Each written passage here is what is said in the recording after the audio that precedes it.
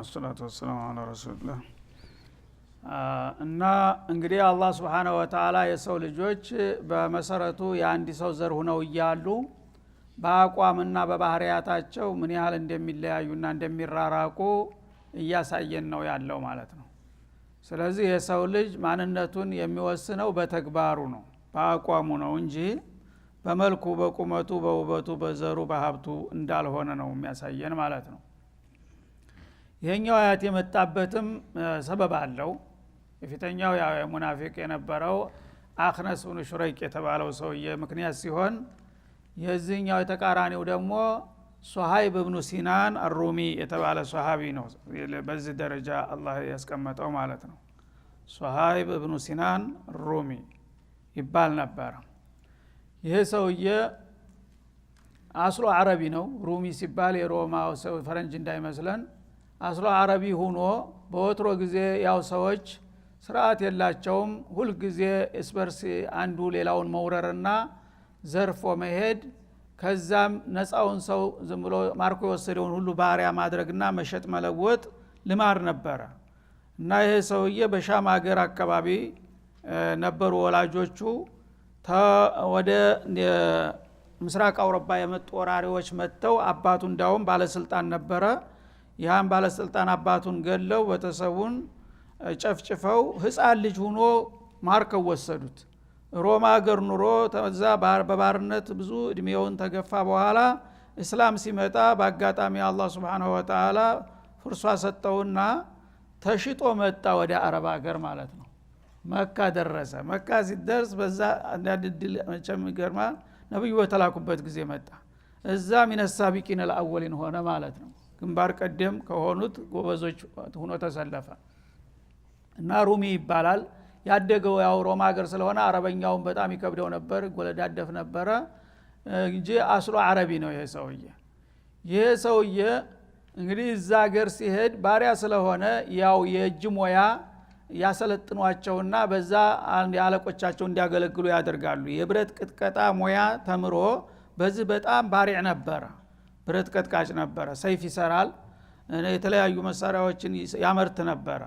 እዚህ መካ ሀገር መጥቶ በሚሰራበት ጊዜ በዚህ ሞያው ታወቀና በጣም አደገ፣ ነጽነቱንም ማገኘ። ከዛ በኋላ በሀብት እያደገ ሄደና አንቱ ከሚባሉት ባለጸጋዎች ሆኖ አረፈ ማለት ነው። በዛ ሁኔታ ላይ ያለ ሂጅራ መጣ ማለት ነው። ሂጅራ ሲመጣ መጀመሪያ አካባቢ ያው አልሄደም። ያው ጓዝ በዝቶበት ነገ ዛሬ ምናምን ሲል ራሴን አስተካክላለሁኝ እያለ ሲል ሷሃቦቹም ነብዩም ጭምር በሙሉ ተጠቃለው ሄዱና ኋላ እንጥብጣቢ ጥቂት ሰዎች ቀሩ። ከነዛ አንዱ ነበር ይሄ ሰውዬ። ኢማኑ ጎበዝ ነው፣ ግን ያለው ዙሩፉ ስላልፈቀደለት ብዙ ጓዝ ስላለው እንግዲህ ለአደራ የሚሰጠውንም ሊሰጥ የሚልከውንም ሊልክ ሲሯሯጥ ጊዜው ረፈደበትና ቁጥጥሩ ጠበቀ። እስከዛሬ አመልጠውናል፣ አሁን የተረፉትን እዚሁ ማስቀረት አለብን ብለው ቀራራ ወጡ መኮች ማለት ነው። በዛ ጊዜ ለመውጣት ሲሞክር አልተሳካለትም። ነገሩ እየከበደ መጣ እና ያው የወትሮ ገንዘብ ማዕዲን ነው። ገንዘቦቹን የተለያዩ ቦታዎች በጨለማ ቀበረ እና ሁኔታውን አስተካከለና ከዛ በኋላ ሌሊት ጨለማ ለብሶ ፈረሱን ጭኖ ሲወጣ በተጠንቀቅ ይጠበቅ ነበርና ኬላ ላይ ተያዘ ማለት ነው። ገና መካ ሲወጣ በሚወጣ በሚይዙት ጊዜ እሱ በጣም የታወቀ ጀግና ነው፣ ተኳሽም ነው እና ቀስቱን በገፍ ይዟል። ምን አደረገ? መኮች እኔ የወረወርኩት ቀስት መሬት እንደማያርፍ ታውቃላችሁ። አሁን በእጄ ያስኩት ችቦ ነው። ይሄ እያንዳንዱ ቀስት አንዳንድ ጀግና ይዞ ይወድቃል እና ተምታልቁ እኔ አንድ ሰው ነኝ፣ ልሞት እችላለሁ፣ ግን እነዚህ ቀስቶች ሳያልቁ እጅ አልሰጥም አላቸው። ከዛ በኋላ ደግሞ ሰይፍ ያለ ቀስቱ ሲያልቃላቸው ያቃሉ ጀግና ነው እሱ በገባበት ግንባር ማንም ሰው አይቆምም። የጊዜ ፈሩ። እናንተ ከሰው ሀገር መጣ አጅነቢ ከሰው ሀገር መጣ ሀገራችን ላይ በልጽገህ ሀብታም ባለጸጋ ሆነ ገንዘብህንም ነፍስህንም ይዘህ በሰላም ሀገር ልትገባ አሉት። ይህ ጊዜ ገባው። ገንዘቡን ነው የሚፈልጉት ማለት ነው። ገንዘቤን ብሰጣችሁ ትተውኛላችሁ እንዳላቸው። አሁን ስለዚህ ገንዘቡን እንዲህ ቦታ በቶፋ ተቀብሯልና እሱ መውሰድ ትችላላችሁ አሉ። ማሰላም አራፈት ከሰላም አሉት። መሞት አይፈልጉም። ስለዚህ እሱ ተነስቶ በዚህ ምክንያት ነፍሱን ገዛ በገዛ ንብረቱ ማለት ነው። ግን በእጃዙር ነፍሱን ሸጠ ለአላህ ማለት ነው። ዱንያ በሙሉ ትቅርብኝ ብቻ ህይወቴን ይዤ ነብዩ ጋራ ብሎ ወሰነ ማለት ነው። ኢነላህ አሽተራ ሚነል ሙእሚኒና አንፉሰሁም ወአምዋለሁም ቢአነ ለሁሙል ጀና ያለውን እድል አላህ ወፈቀው ማለት ነው። ምክንያቱም ብዙ ጊዜ ሰዎች ለገንዘብ ብለው ይሞታሉ። አሁን ለገንዘብ ብሎ ቢታኮስና ቢሞት ከሳራ ነው። ህይወቱንም ያጣል፣ ያው ገንዘቡንም ያጣል፣ ዲኑም አጣ፣ ሁሉንም አጣ ማለት ነው። ግን ሂሳብ አደረገ።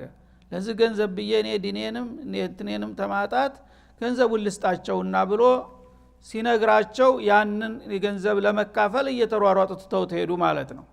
ሷሃቦች ደግሞ ምን ያህል ታማኞች ሷዲቆች እንደነበሩ ያሳያል። ጥላቶቻቸው እንኳን ያታልሉናል ብሎ አይጠረጥሯቸውም። ታፋቸው አንድ ቃል ከወጣ ያምኗቸው ነበር።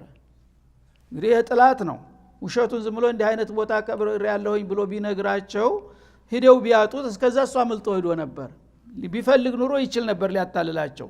ግን እውነቱን ነው ገንዘቡ በቃ ይሂድ ብሎ ወሰነ ማለት ነው። እነሱም ደግሞ ሷሃቢ የሆነ ሰው በቃል አንድ ነገር ከተናገረ እንደማይዋሽ ስለሚያውቁ 100% አምነው ወደዛ እየተንጋጉ ሄዱ ማለት ነው ገንዘቡን ሊያወጡ። እሱ በሰላም ግመሉን ይዞ መዲና ገባ። መዲና ሲገባ ይሄ አያት ወርዷል። ገና እሱ ተመምጣቱ በፊት አላህ Subhanahu Wa Ta'ala ውዳሴውን አቅርቧል ማለት ነው።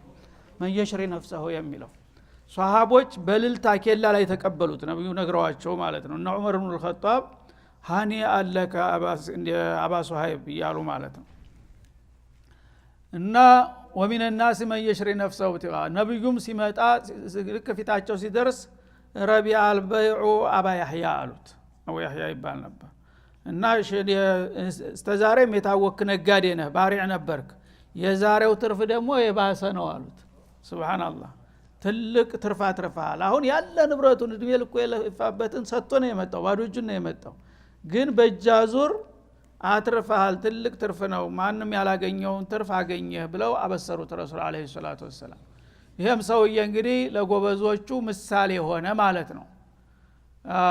እና መን የሽሪ ነፍሰሁ መን የቢዑ ነፍሰሁ እንግዲህ ይሄን ሁሉ የለፋውበትን ገንዘቤን አልሰጥም ብሎ ቢንገታገት ኑሮ እነሱ ሊገሉት ይችላሉ። ገንዘቡም ቀረ፣ ህይወቱም ቀረ፣ ዲኑም ቀረ ማለት ነው። ያ ሁሉ እንዳይሆን ያው ዱንያና ዲን ሲጋጭብህ ሁሉ ጊዜ የዛ ጊዜ ነው ውሳኔ ማለት። ለዱንያ ብለህ ዲንህን ሸተት የምትል ከሆነ መኖር አለብኝ የምትል ከሆነ ከሰርክ ማለት ነው።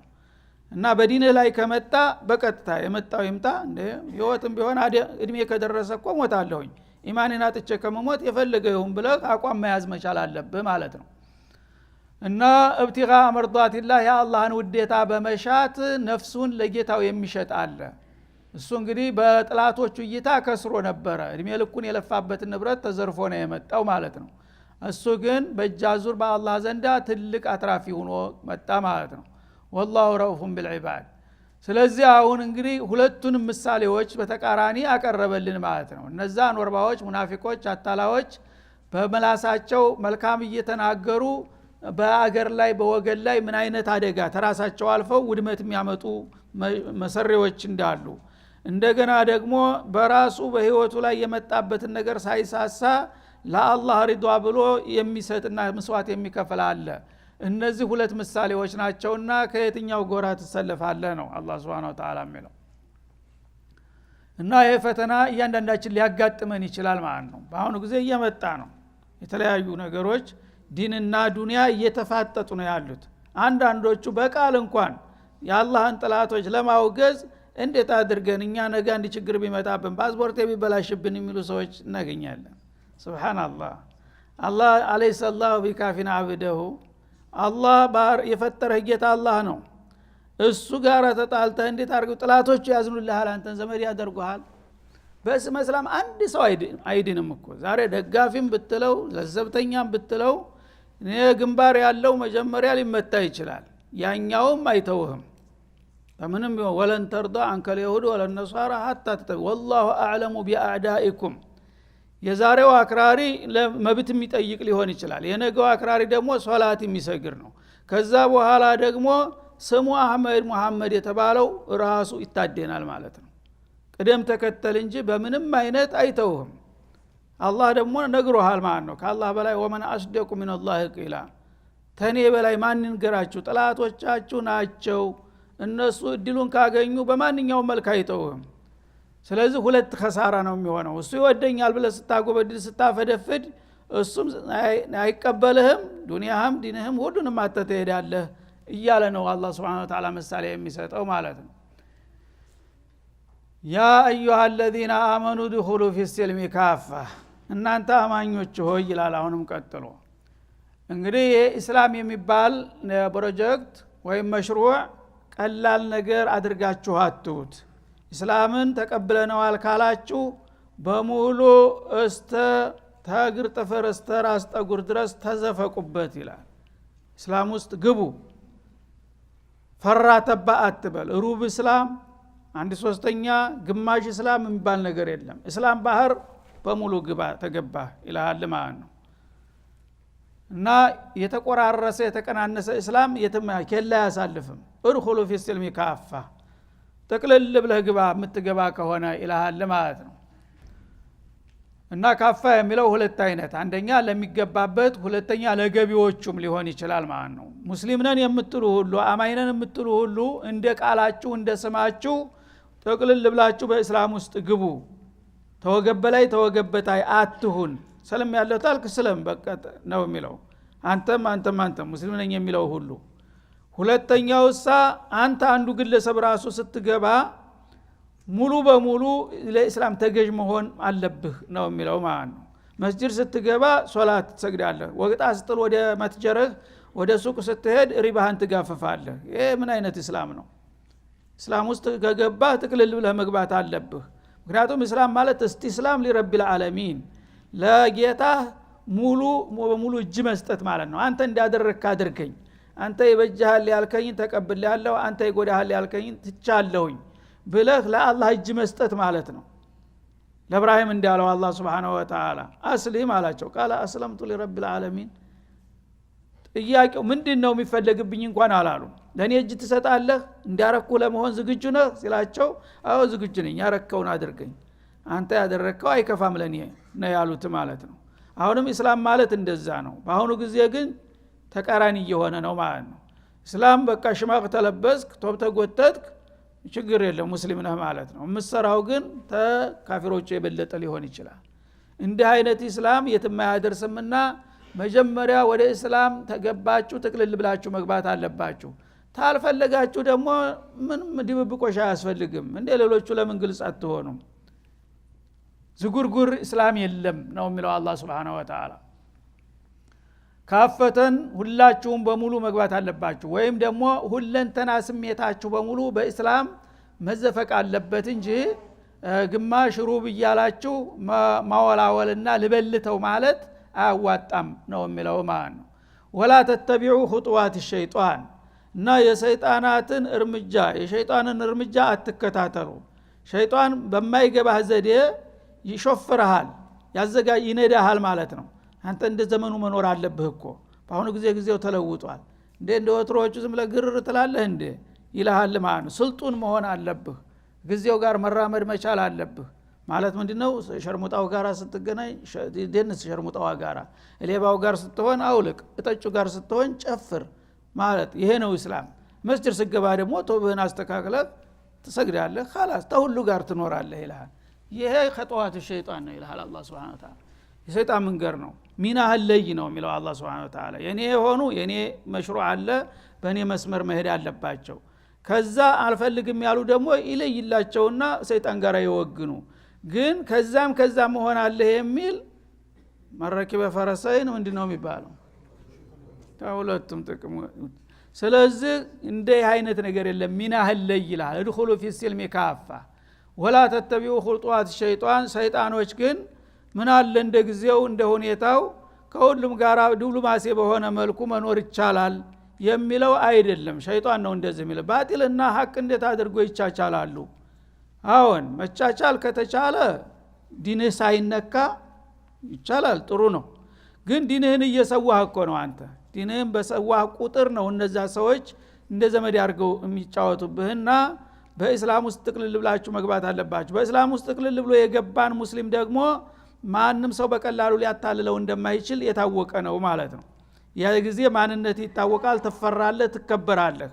በመሽጎጥጎጥ ግን አትድንም፣ ይወቅታል የበለጠ ማለት ነው።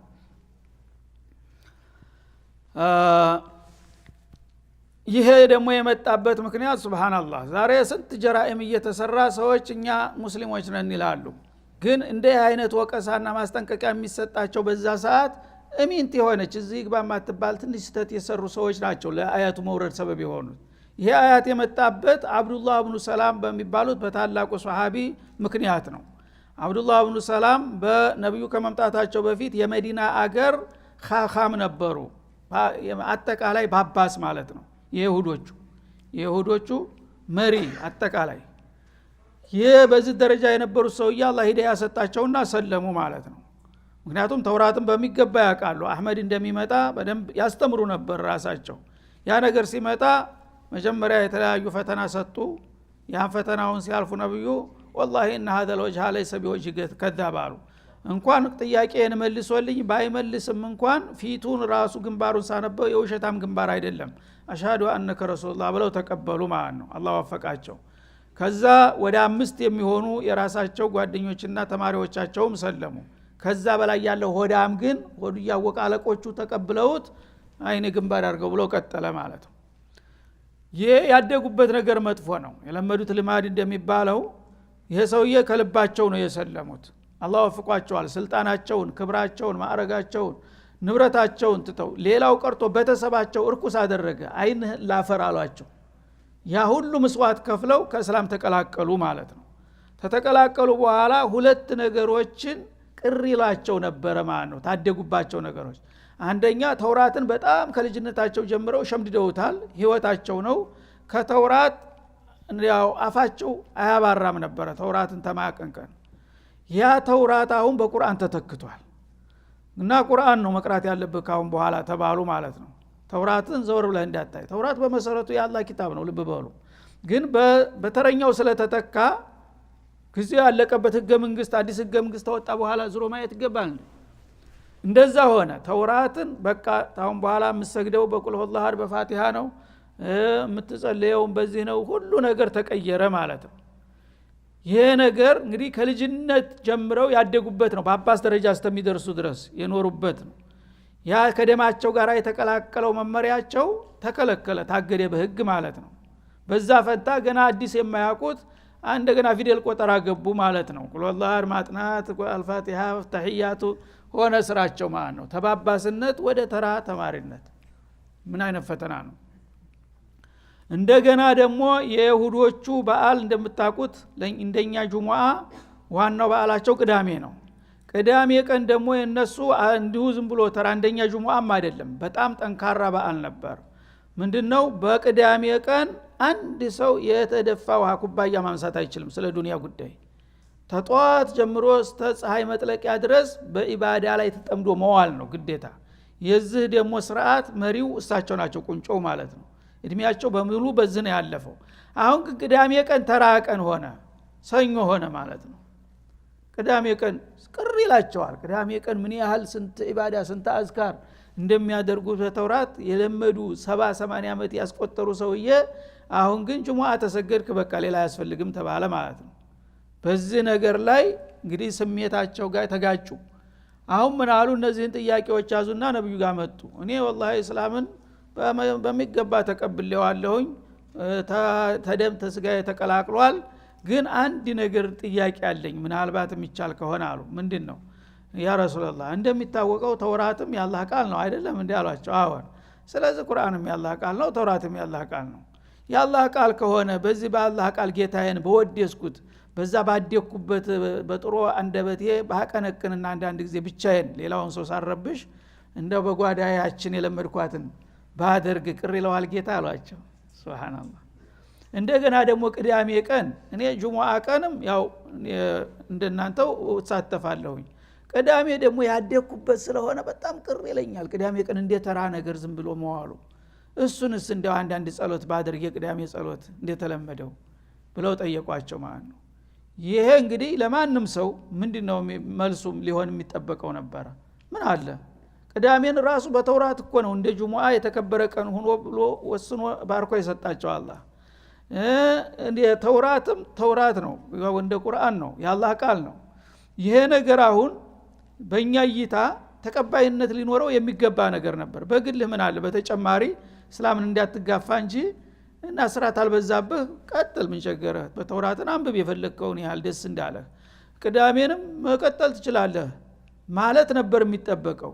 ግን ነብዩ መልስ እንዲሰጡ እንኳን አልፈቀደም። አላህ ጣልቃ ገባ ራሱ ሱብሃንአላህ። እድኹሉ ፊ ስልሚ ካፋ ምን ማረግህን አንተ ሰውዬ። ነብዩ መልስ እንዲሰጡ እድል አልሰጣቸውም የራሳቸውን አስተያየት እንዲሰጡ። ምናልባት እሳቸው ምን ይሰጡ እንደነበር አይታወቅም። እንደ ሰውነታቸው ይቻላል ምንም ይላሉ ተብሎ ነው የሚጠበቀው። ምክንያቱም በተመሳሳይ ጥያቄዎች እዛ አይነት መልስ የሰጡበት ጊዜ አለ። ግን አላህ እሳቸው አያገባህም ስለዚህ ጉዳይ አለና ወዲያው ጅብሪል ለአሚን መጣ። ጥያቄው ቀርቦ መልሱ ሳይሰጥ ጅብሪል ከተፋለና ያ አዩሃ الذين آمنوا ادخلوا في السلم كافة ولا تتبعوا خطوات الشيطان። ተውራትን ማንበብ ቅዳሜ ቀን ማበል የሰይጣን መስመር ነው ተብሎ መግለጫ ተሰጠ ከአላህ ዘንድ። የቢድአን አደገኝነት ልብ በሉ። ይሄ ነገር በመሰረቱ መሽሩዕ ነው በተውራት በከሊሙላህ የታወጀ ነገር ነው። ግን ጊዜ ያለቀበት ተሰረዘ ህግ መሆኑ ቀረ። በዛ ፈንታ ጁሙአ በቅዳሜ ጁሙአ ተተካ በተውራት ቁርአን ተተካ። ካሁን በኋላ የእስላም ህግ ይሄ ነው። እስላም ምን አጓደለና ነው ከሌላ የምትበደረው ነው የሚለው። አለየውም አክመልቱ ለኩም ዲነኩም አይደለም እንዴ? አንድ ነገር እኮ መጣፊያ የሚፈለገው ቀዳዳ ሲኖር ነው ጉድለት ሲኖር ነው። እስላም ከሁሉም ካለፉት ሁሉ ሃይማኖቶች የበለጠ ሙሉ እና ፍጹም ሆኖ አንጥቻለሁኝ ሙስሊም ነኝ የሚል ሰው እስላምን ይላበስ። ከዛ በኋላ እስላም ላይ ድርቶ እያመጣ መጣፍ አይፈቀድም አለ አላህ Subhanahu Wa Ta'ala። ሰዎች የሚፈጥሩት ቢድአስ ምን ይባላል እንደዚህ ላይ? ይሄ እኮ በመሰረቱ የአላህ የደነገገው ነገር ነው። እና ድኹሉ ፊ ስልሚ ካፋ በእስላም ውስጥ ጥቅልል ብላችሁ ግቡ። አንተ ሰውዬ ገብተሃል። ታሁን በኋላ ማቂን ጨርቄን የለም። ምን ጎደለብህ? መተኪያ የተሻለ መተኪያ ሰጥቼህ እኮ ነው ያሸጋገርኩህ። እንደገና የልማዲህ ተገዥ እኮ ነው። ሁሉ ጊዜ የፍላጎትና የአላህ ፍቃድ ናቸው መታየት ያለባቸው። አሁን እሱ ኢባዳ ከሆነ በእስላም የተዘረጋለ ስርዓት ተሚበቃው በላይ መሄድ ይችላል ማለት ነው። እና በአለም ከሆነ ሳምንቱን ሙሉ ኢባዳ ያረጋለሁኝ ካለ የሚከለክለው የለም። ሰው ሳምንቱን ሙሉ ቢጦም ሳምንቱን ሙሉ ቢሰግድ የሚከለክለው አለ? ግን ያቺ የለመዳት ነገር ከፍላጎት ጋር ሄደች ማለት ነው። የአላህ ሪዷ ከተቀረታ በዛ ፈንታ ያቺን ነገር ስላደገባት ቅርቅር እያለችው ነው። ያቺን ያንተ ፍላጎት ለማርካት ነው እንዴ? በሰው ፍላጎት አይደለም የኔ ኢባዳ ነው የሚለው። ሁላችን የዘነጋ ነው እዚህ ላይ ነው። እኛ ደስ ያለን ነገር ከሆነ ምን አለ ኸይር ነው ምን አለበት እንዲህ ባደርግ እንላለን። ምን አለበት የሚባል መመሪያ የለም። አላህ ፈቅዷል ወዷል አህለን ወሰለን። ካልሆነ ግን እስተቂም ከማ ኡሚርት ነው እንጂ ምን አለበት የሚል የሰይጣን ፈትዋ ነው። ወላ ተተቢዑ ኹጡዋት ሸይጣን ማለት የሰይጣንን መርከብ አትሳፈሩ ማለት ነው። ምን አለባት ናት የሰይጣን መርከብ? ምን አለበት በአንተ አስተያየት? አንተ ነህ በአስተያየት ነው እንደ ዲን የምትመራው። አላህ ምን አለበት ካለ ጥሩ ነው። ግን አላህ አንድ ነገር በዚህ ኺድ ካለህ ከዛ ውጭ ያለ አስተያየት ልሰጥ ራሱ አይገባህም ማለት ነው። አንተ ተገዥ እንጂ ህግ አውጭ አይደለህምና ማለት ነው። እና በዚህ መልክ እንግዲህ በታላቁ ሱሐቢ ሙበሸር ቢልጀና ናቸው። በነገራችን ላይ ይሄ ሱሐቢ ሙበሸር ቢልጀና እንደና አቡበክር በዛ ደረጃ ያሉ ሰውዬ ይቺ ሙኻለፋ ተደርጋ ተነቀፉ ማለት ነው። አደብ ግዛ ሰውዬ ምን ነካህ? ሰይጣን መንገድ ደግሞ ልትከተል ነው እንደገና ብሎ አላህ ገሰጣቸው ማለት ነው። ኢነሁ ለኩም አዱው ሙቢን። ሰይጣን እኮ ለእናንተ ግልጽ የሆነ ጥላት ነው አለ አላህ Subhanahu Wa Ta'ala። ግልጽ የሆነ ጥላት ነው። ያው አንተ ባልገባ ሁኔታ ስሜትህን ተንተርሶ ሰይጣን ተውራትስ ያላህ ቃል አይደለም እንዴ? እሱን ብታነብ ምን ይጎዳል?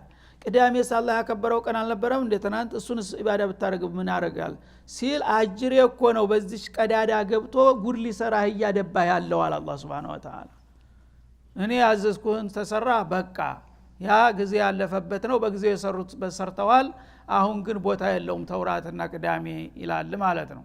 ሰይጣን ግን ይችን አጋጣሚ ተጠቅሞ ዲባቅ ሊመታ ነውና እሱ ግልጽ ጥላት መሆኑን አውቃችሁ ጠንቀቅ ማለት አለባችሁ በማለት አስጠነቀቀ።